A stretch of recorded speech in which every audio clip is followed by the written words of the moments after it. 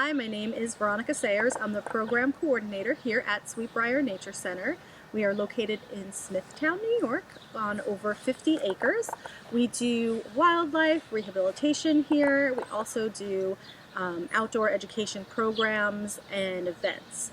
Here at Sweetbriar, we depend on most of our funds from school programming and public fundraiser events. With the pandemic, the school programming hasn't panned out. We don't have any more school programming.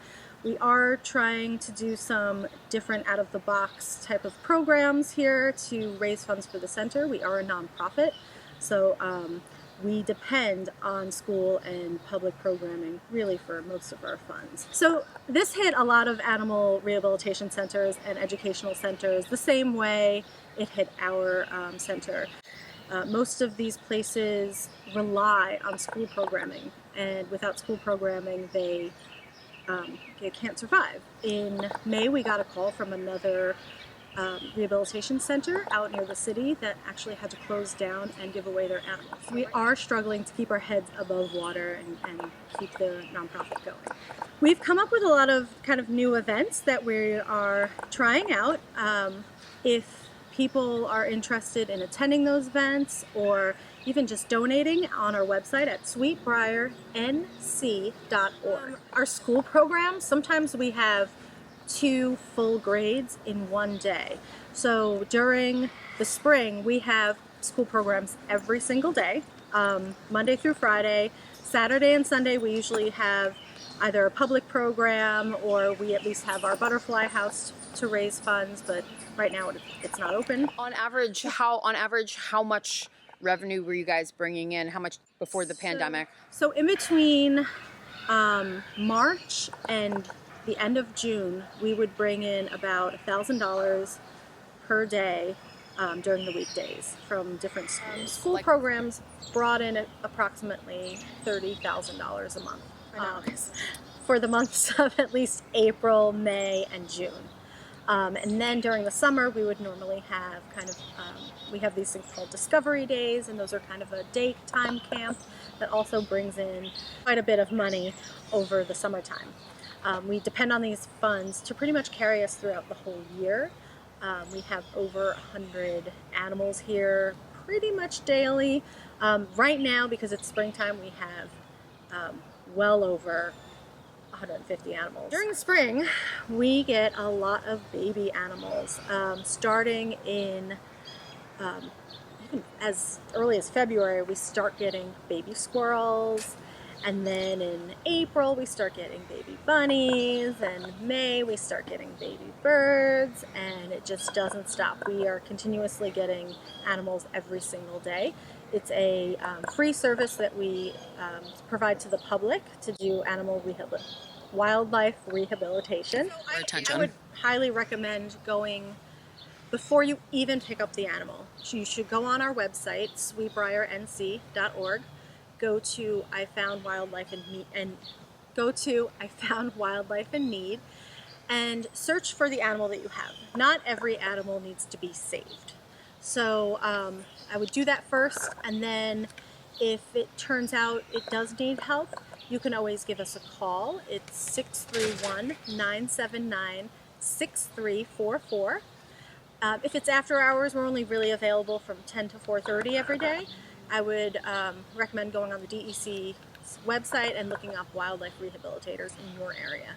So to limit contact, we took our regular staff of 5 and we split it down to 3.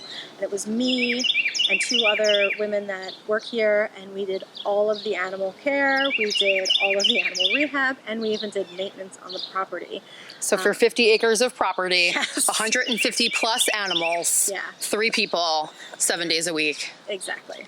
Wow. Normally we would have at least 10 to 15 volunteers per day to help us.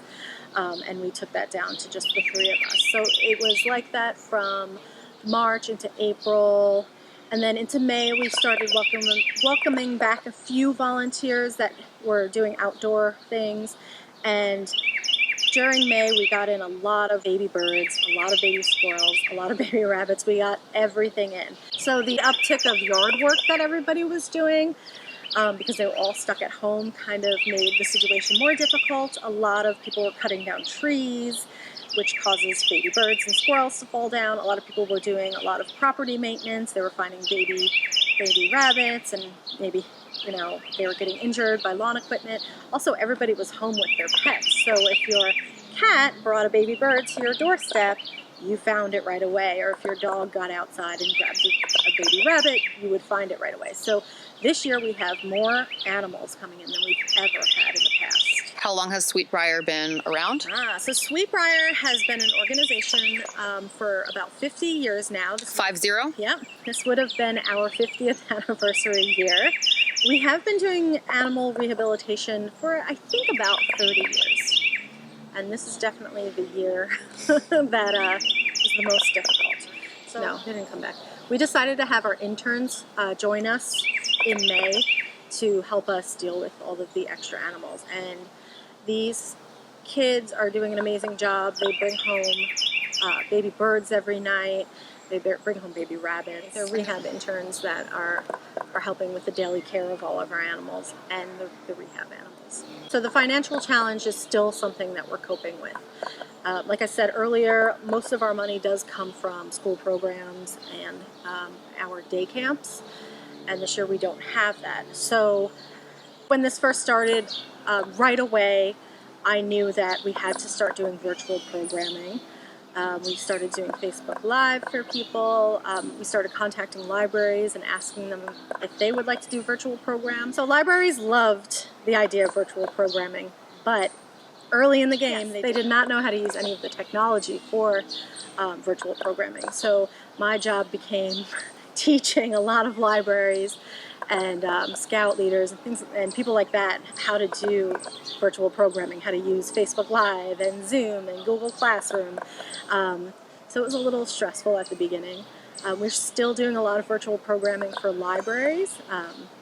They seem to want to keep their virtual programming at least till August. We do have some funds that are coming in from those virtual programs, but it's nothing compared to our school programs that we used to have. We are implementing new programs here for our day camps, our discovery days, because we can't meet the standards of what the CDC is asking us to do. Kids don't necessarily want to wear masks next to each other. We're reinventing the way we do summer programs. We're going to start doing some family discovery days, which we'll keep everybody apart. We'll have the families kind of on their own doing their own activities. That's going to start on July 6th. I believe the first week is actually booked up, but it's going to be a weekly program, 4 days a week. I think it's 3 hours per day. We're also going to try to do some specialty type programs where we'll have a smaller amount of kids that can go out and experience nature, because really a big part of this place is that kids get to experience nature with each other, and they get to learn about each other and the world around them, and it's sad if they can't make it here in the summertime.